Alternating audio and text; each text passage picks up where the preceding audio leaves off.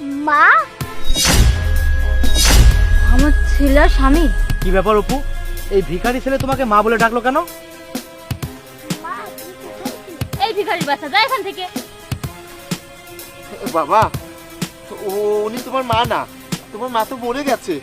আমি তো আছি বাবা, আপনারা যান স্যার, আপনারা যান। তুমি বাচ্চাটাকে ফেলে দিলে কেন? তুমি জানো না আমি এসব গরিব ভিখারিকে একদম সহ্য করতে পারি না। এসব এদের ধান্দা, এদের লাখ লাখ টাকা আছে, বাড়ি ঘর সবকিছু আছে, আর এসব এদের ব্যবসা। এভাবেও মানুষকে ব্ল্যাকমেল করে।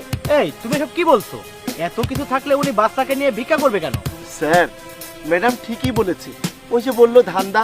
স্যার আপনারা যান। এই চল এখান থেকে। আচ্ছা অপু, তোমাকে তো কখনো এর আগে কোনো বাচ্চার সাথে এমন ব্যবহার করতে দেখিনি। বাচ্চাটা কে যে তোমাকে মা বলে ডাকলো? ওই বাচ্চাটার সাথে তুমি এমন কেন করছিলে? আর বলছিলে অনেক কিছু আছে, ধান্দা করে। তুমি কি তাকে চেনো নাকি? আরে না না, আমি তাকে চিনি না। তাকে দেখে আমার নোংরা লাগছিল, আর আমি এসব গরিব ছোট লোকদের সহ্য করতে পারি না। এসব ছোট লোকদের কথা আমার সামনে আর বলবে না। আচ্ছা ঠিক আছে, চলো।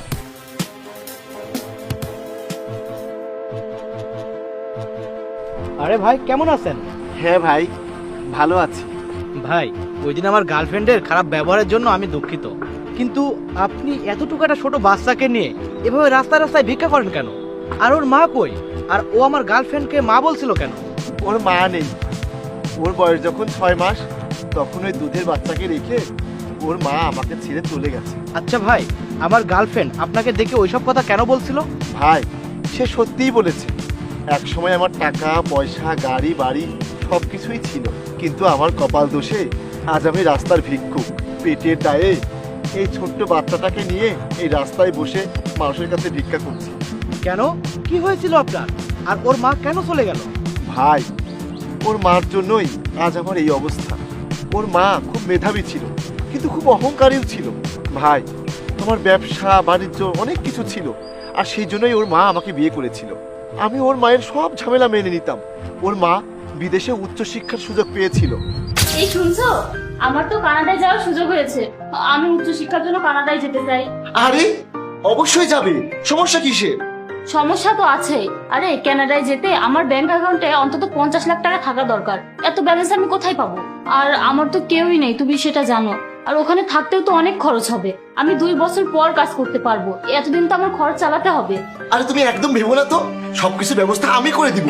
আরে তুমি বড় একজন ডাক্তার হলে তখন তো আমাদের আর কোনো সমস্যা থাকবে না। অপু, আমি আমার সবকিছু ব্যাংকে বন্ধক রেখে টাকার ব্যবস্থা করে নেব। 50 লাখ টাকা হয়ে যাবে। তুমি সত্যি বলছো? হ্যাঁ সত্যি। আরে আমাদের সবকিছু আমাদের জন্যই তো, তুমি কোনো চিন্তা করো না, আমি সব ব্যবস্থা করে ফেলবো। আর মাহিব আমার কাছেই থাকবে। তুমি বড় ডাক্তার হয়ে আসলে আমি আবার আমার সবকিছু ফিরিয়ে নেব। তুমি সত্যি ভালো গো, তোমার মতো স্বামী পেয়ে আমি সত্যি ভাগ্যবতী। তুমি চিন্তা করো না, আমি ফিরে এসে তোমার সবকিছু ফিরিয়ে নেব। তখন আর আমাদের কোনো সমস্যা থাকবে না। ঠিক আছে। আমি আমার সব কিছু বন্ধক রেখে ওর মায়ের অ্যাকাউন্টে 50 লাখ টাকা জমা করে ওর মাকে বিদেশ পাঠিয়ে দিয়েছিলাম। 2 বছর ধরে ব্যবসায় যা লাভ হতো সব টাকা ওর মাকে পাঠিয়েছি, কিন্তু ওর মা আমাকে কোনো টাকাই ফেরত দেয় নাই। আর ওর মাও আমার কাছে আর ফিরে আসলো না। তারপর আস্তে আস্তে আমার যা কিছু ছিল ব্যাংকের লোনের দায়ে ব্যাংক সব কিছু নিয়ে নিল। আমি দিশেহারা হয়ে পড়লাম। একদিন আনমনে রাস্তায় চলছিলাম, এক গাড়ি এসে আমাকে এক্সিডেন্ট করালো। আমার পাটা নষ্ট হয়ে গেল। এই অবস্থায় তো আমাকে কেউ কাজও দেয় না, তাই বাধ্য হয়ে এই ছেলেটাকে নিয়ে রাস্তায় বসে ভিক্ষা করছি। আমার ওই স্ত্রীর জন্যই আমার সবকিছু হয়েছে। আপনার স্ত্রী এখন কোথায় আছে আপনি জানেন? আপনি তার ঠিকানা দিন, আমি তাকে শিক্ষা দেব। ভাই, আমি জানি, কিন্তু আমি বলতে পারবো না। আপনার এই ছেলের কসম, আপনি আমাকে বলেন। ভাই, ওই যে আপনার ওই গার্লফ্রেন্ডই আমার ছেলের মা। ঠিক আছে।